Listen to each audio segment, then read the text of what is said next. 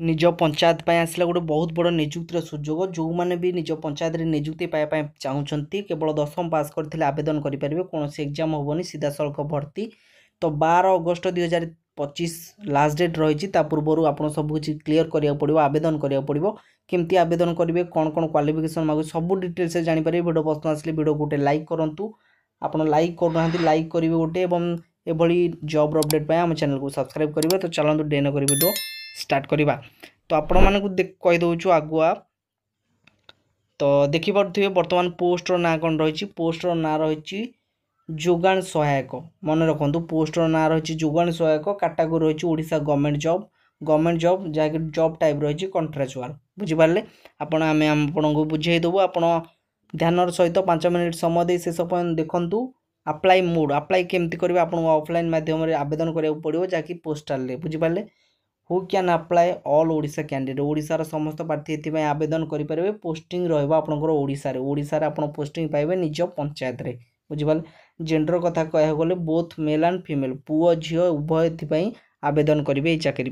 मन रहा। Educational qualification कौन मागुची आम आरंभ कहीदे आपको जदि 10वीं पास कर तेज ये जॉब आप निजुक्ति पाइपर आवेदन करूँ आवेदन कौन एग्जाम हेनी आग को भी आम जनईदेबू।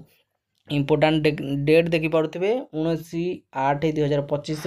स्टार्ट हो जाए अप्लाई 12/9/2025 पर्यंत अच्छी पूर्व जब आवेदन करने चाहते आवेदन करेंगे बुझिपारे 12/9/2025 पूर्वर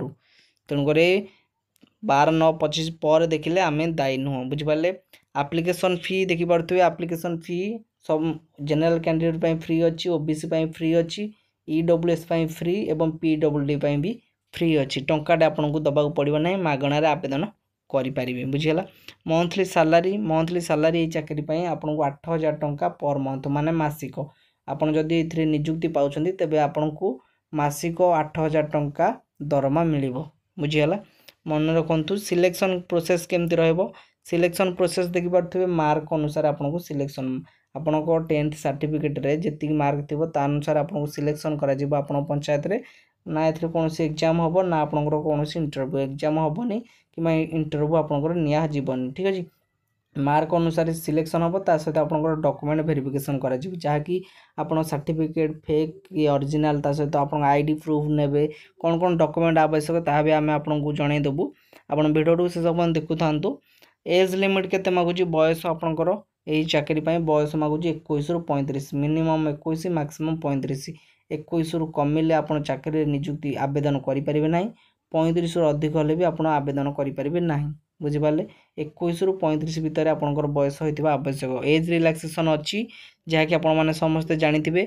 ओबीसी कैंडिडेट 3 वर्ष एससी एसटी 5 वर्ष पीडब्ल्यूडी प्लस एससी एसटी 15 वर्ष आप गवर्नमेंट रूल अनुसार बुझिपारे। आप मन रखु आम आपको बुझे दूँ कौन कौन डॉक्यूमेंट आवश्यक ये प्रथम आपको एजुकेशनल क्वालिफिकेशन सर्टिफिकेट ने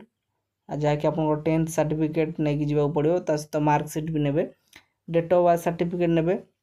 डीओ भी जहाँ कहते आप जन्मर सर्टिफिकेट बुझिपारे। कलर पासपोर्ट साइज फोटो ने दीटा बुझिपारे आप पासपोर्ट उठे ने बर्तमान कास्ट सर्टिफिकेट ने जहाँकि जातिर प्रमाणपत्र आपड़ कौ जातिर कौ कास्टर तार प्रमाणपत्र नहीं जावाक पड़ो और आप आईडी प्रूफ ने जहाँकि आधार कार्ड हो कि पैन कार्ड कि वोटर आईडी कार्ड 3टी जेकोसी गोटे आपको कंपलसरी नवाक पड़ो बुझीगला। एवं वैलिड ईमेल आईडी और मोबाइल नंबर जहाँ देवे जहाँकि रिचार्ज थी आपंकर ईमेल आईडी देवाक पड़ो जहाँकि चाकरीर आग को जहाँ भी अपडेट आसो आपको नोटिफिकेशन जीव एवं सिग्नेचर स्कान करके आपको गोटे पठेवाक पड़ो बुझिपारे आपंक सिग्नेचर ठीक अच्छे। एवं आम तले लिंक दे देचु